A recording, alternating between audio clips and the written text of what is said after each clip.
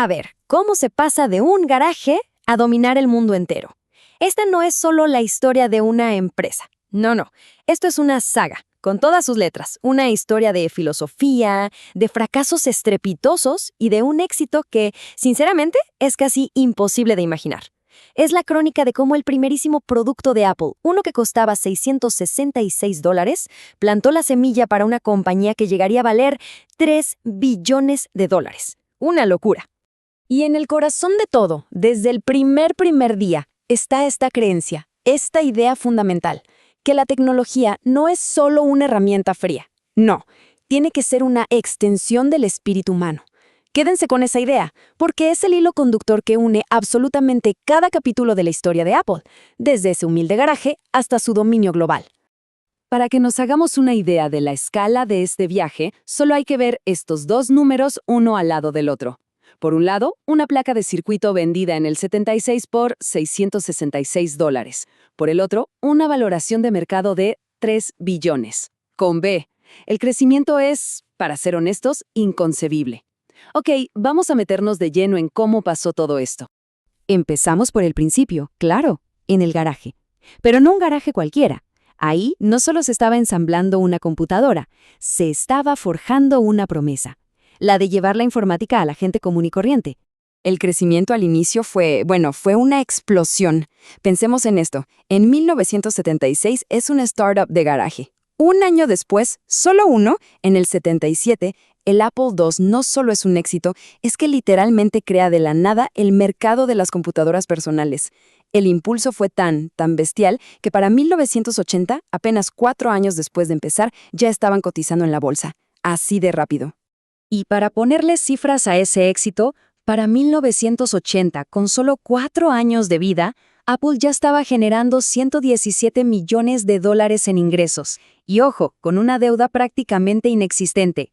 Era literalmente el sueño de Silicon Valley hecho realidad, el manual de cómo hacerlo. Pero como en toda gran saga, el éxito temprano es solo el primer acto. Lo que vino después fue una era marcada por la innovación, sí, por supuesto, pero también por una arrogancia y un conflicto interno que casi destruyen la empresa desde adentro. Entonces llega 1984 y con él el Macintosh.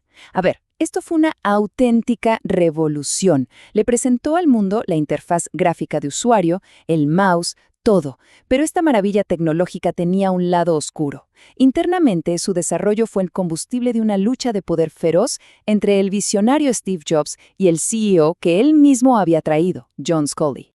Y esas tensiones internas, como era de esperar, no tardaron en verse en los números.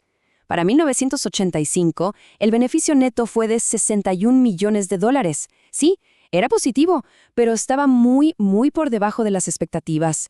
Y esa decepción financiera fue la gota que derramó el vaso y que terminó con la dolorosa salida de Steve Jobs de la mismísima compañía que había fundado. Su salida marcó el inicio del periodo más oscuro de Apple, una década entera perdida en el desierto, una en la que la empresa perdió su identidad, su disciplina financiera, y se encontró, como vamos a ver, a solo 90 días del abismo. Sin el alma de la compañía, Apple perdió el norte por completo. La investigación y el desarrollo se volvieron un caos. Empezaron a lanzar productos que no tenían nada que ver con su esencia, que si impresoras, que si cámaras, el famoso y fallido asistente digital Newton, una falta de enfoque total. Mientras tanto, Microsoft se comía el mercado y los CEOs entraban y salían por la puerta principal, incapaces de frenar la caída libre.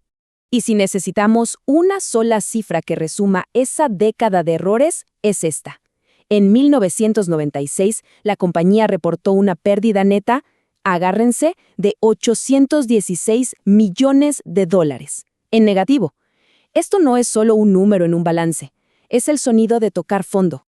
La situación era desesperada. Y no es una exageración, para nada. En 1996, a Apple le quedaba dinero para operar solo 90 días más, 3 meses. El colapso no era una posibilidad, era inminente.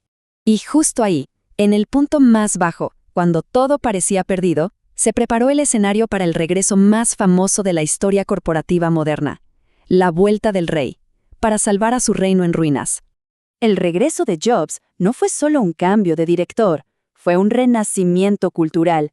La campaña Think Different, no vendía computadoras. En un mundo tecnológico que se estaba volviendo gris y corporativo con el dominio de Microsoft, esta campaña vendía un ideal, vendía la rebeldía, la creatividad. Le recordó al mundo entero, y más importante a sus propios empleados, cuál era la verdadera alma de Apple. Y el impacto de esta nueva visión fue inmediato, y sobre todo tangible. Solo hay que ver los números. Pasaron de una pérdida de 816 millones en el 96 a una ganancia de 276 millones en 2004. La deuda, que era altísima, se desplomó. Y el enfoque volvió a ser súper claro. La estrategia del Digital Hub, con la Mac como el centro de nuestro universo digital. Con la casa en orden y el espíritu recuperado, Apple estaba lista para su siguiente acto. Un acto que no solo la consolidaría, sino que la transformaría en una máquina de hacer billones, todo impulsado por un pequeño dispositivo que iba a cambiar la forma en que vivimos para siempre. La secuencia que vino después es sencillamente legendaria, un golpe maestro tras otro. Primero, en 2007, llega el iPhone y lo cambia todo. ¡Pum! Después, en 2008, la App Store, que crea una economía global literalmente de la nada. Y para rematar, en 2010, el iPad inventa una categoría de dispositivos completamente nueva. Fue una ráfaga de innovación como nunca se había visto. El impacto financiero fue, sin exagerar, astronómico. Miren esto. Los ingresos se multiplicaron por más de 10 veces en solo 7 años. Pasaron de 8.2 mil millones en 2004 a más de 108 mil millones en 2011. La gráfica lo dice todo. El iPhone no solo fue un producto exitoso, fue el cohete que transformó a Apple en una superpotencia financiera. Pero lo más increíble, lo más loco de esta etapa de crecimiento meteórico es este número: 0. Para 2011, Apple no tenía deuda a largo plazo. 0. Nada. Estaba acumulando una montaña de efectivo que se hizo legendaria, dándole una flexibilidad y un poder que ninguna otra empresa en el mundo tenía. Y bueno, eso nos trae a la era actual. Después del fallecimiento de Jobs, bajo el liderazgo de Tim Cook, la historia de Apple se ha centrado en evolucionar el ecosistema, en expandirse a nuevos servicios y, sobre todo, en prepararse para la que podría ser la próxima gran revolución tecnológica. El negocio de hoy es muy, muy diferente. A ver, el iPhone sigue siendo el rey, claro, generando casi la mitad de los ingresos. Pero lo que es realmente revelador es todo lo que ha crecido a su alrededor.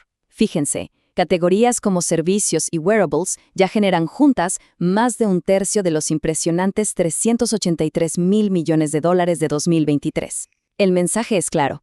Apple ya no es solo una empresa de productos, es una máquina de ecosistemas. Y aquí vemos una de las transformaciones más fascinantes, su relación con la deuda. Lo que en 1996 era un síntoma de una enfermedad terminal, hoy es una herramienta financiera súper sofisticada.